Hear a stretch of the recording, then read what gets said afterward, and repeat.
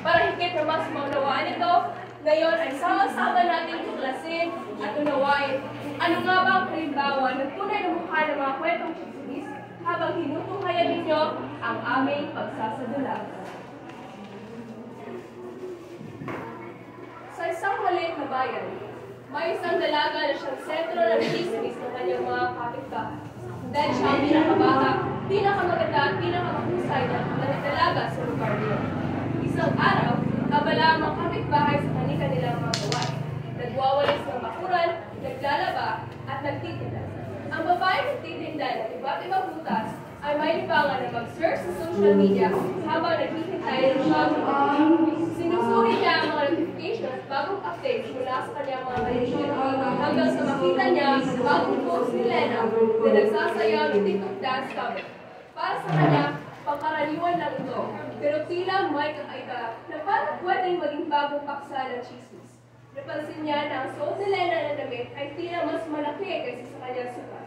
Ang unang impresyon niya ay baka buntis si Lena, kaya tinawag niya ang kanyang mga kaibigan sa paligid para lang tignan ang post ni Lena sa Facebook at alamin kung ano ang kanilang opinyon na tama ba ang kanyang tignan.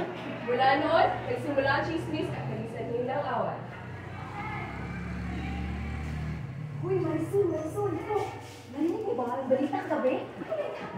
Yung anak ni Roda, yung panganay. Sino? Si Rigor? Oo, ilakit ng pulis. Alam mo kung bakit? Nagtitinda na ng droga.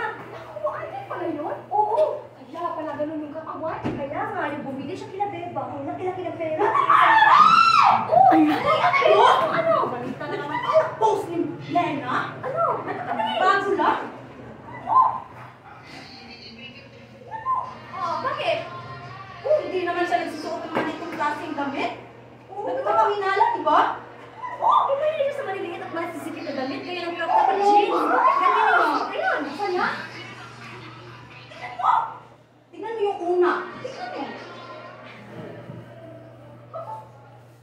Naku! Duda ko kung isang batang yan. Ayaw niya nagsusuot na ganyan. Makita ko magloko ng tiyan. Hindi siya signal? Hindi ko ba nagkaibali ko? Bakit signal? Again, ang pieces sa susin na maganda. Bakit mo? Siguro. Wala naman ang nakita may kasama siyang lalaki. Puri-puri pa naman. Bakit disgrasya yan? Kaya siya mabait daw. Matulungin. Ano nangyari na yun? Kabalik ka rin pala lang. Tasalo mo ko yun. Kaya talaga? Babalik na din. Baka bibigyan. Sige. Tulungan kita mag-lalaki. Aling Pepa! Hi, Miss Ganda! Anong siyo? Ano ba yun? Meron tayong saging, meron tayong mangga, meron tayong lansones, meron tayong bayas! Pili ka! Mangga? Oo kunin ko na lang po yung lahat. Sige ha, teka lang. Pagkakalala ka muna yung lahat. Salamat, Aling Pepa. Alam mo naman para sa'yo. Kaya siya bumili, di ba? Hindi ako buntis. Bakit para sa akin? Hindi na ako disgrasyada. Malaki naman tayo maging disgrasyada eh. Ano ba nasasabi nyo?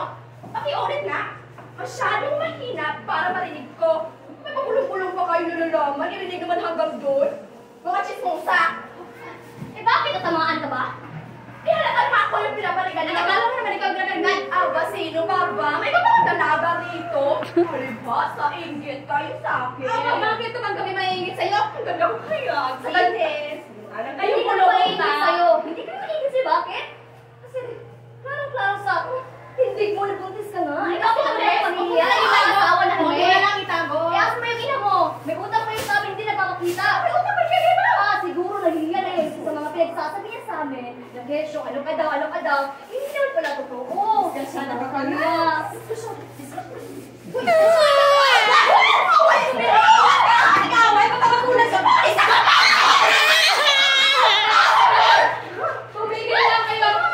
Ano nangyayari dito? Eh kasi ito, siya na nauna na. Eh buntis yan eh, kaya guilty, kaya nagalit.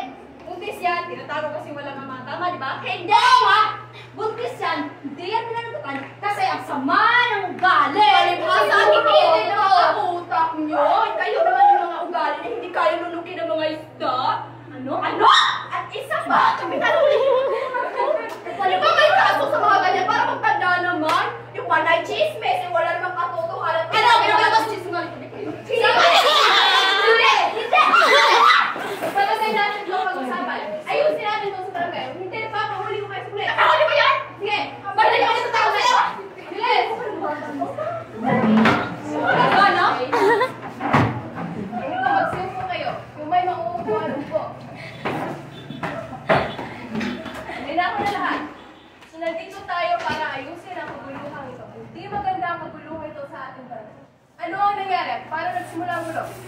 Kasi itong tatlo matatandang hukluban na ito. Uy, ano ba yung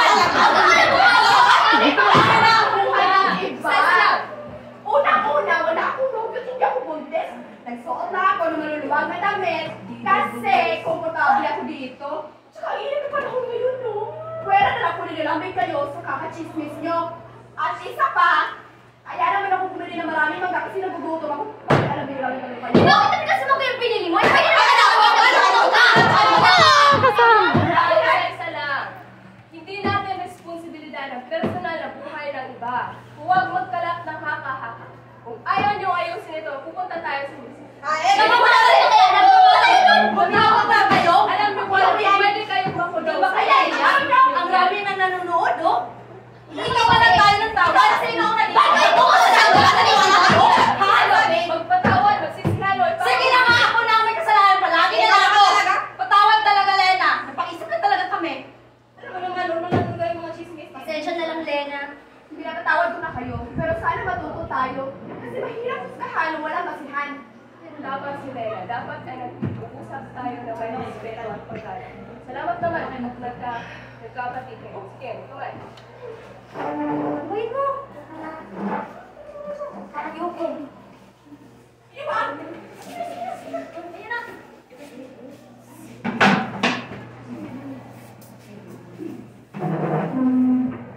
Anim na buwan ang nakalipas. Sa gitna ng pagtitigan ng hapon sa kapatid, biglang kumala ang balita. Kamusta na kaya si Bebang, no? Ano na ba ang nakalipas? Eh, asan ba yun? Ano ba yung nasa pasyon? Naku, sinsado na talaga itong Marina. Kasi, umuwi yung asawa. Siman kasi yun. Kaya ko yung mga dami na Bakit? Hindi kasi Lena sa atin. Ewan ko ba sa babae yun eh. Wala lang pakialam doon. Pinahiya tayo sa barangay doon eh. Punta nga natin si Bebang. Baka namin na. Baka nasa tindahan niya.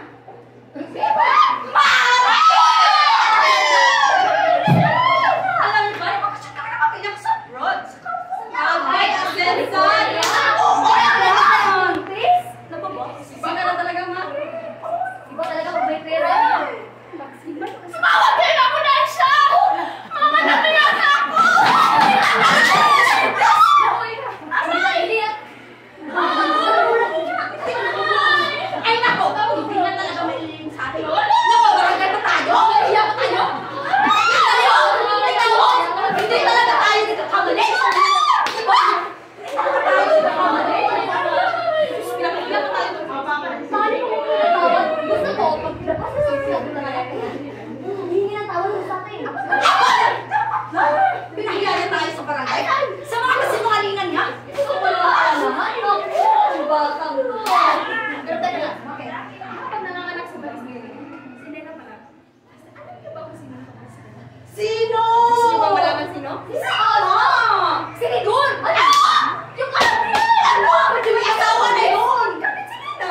Ano may asawa na yun? Nasada nga talaga. Walang ano ba yan? Batang to. At simula nun, nagpapatuloy pa rin ang kanilang pagchichismis. Kung hayaan sa dula na ito ay nagpapahayag ng kwento na naglalarawan kung paano ang simpleng haka-haka ay maaaring magdulot ng malaking gulo na nakabuo ito ng tiwala sa komunidad. At hindi natunghayan doon na nagsisimula ang chismis sa maliit na obserbasyon na pinalaki at hinaluan ng maling interpretasyon na nagre-resulta sa kawalan ng tiwala at respeto. Itinampok ng kwento kung paano madaling humusga ang tao base sa panlabas na anyo o kilos ng iba. Ang mapahusgang ugali ng mga tauhan ay nagpapakita ng masalimuot na ugali ng lipunan na nagpapalala ng sitwasyon ng chichismis. Pinakita ng kwento ng kakulangan ng empatiya sa mga tauhan.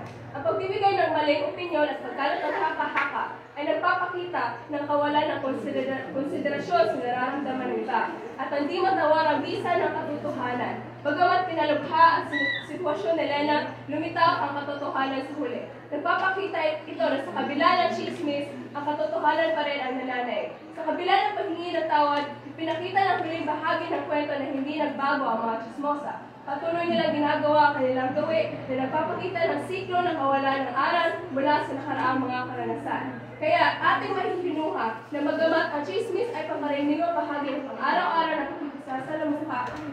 Ito pa rin ay tila isang signo ng negatibong komunikasyon na mahirap putulin kapag ito ay naging ugali na. Kaya mahalagang pagtuunan ng pansin ang pagiging responsable sa ating mga salita, pagbibigay galang sa buhay ng iba upang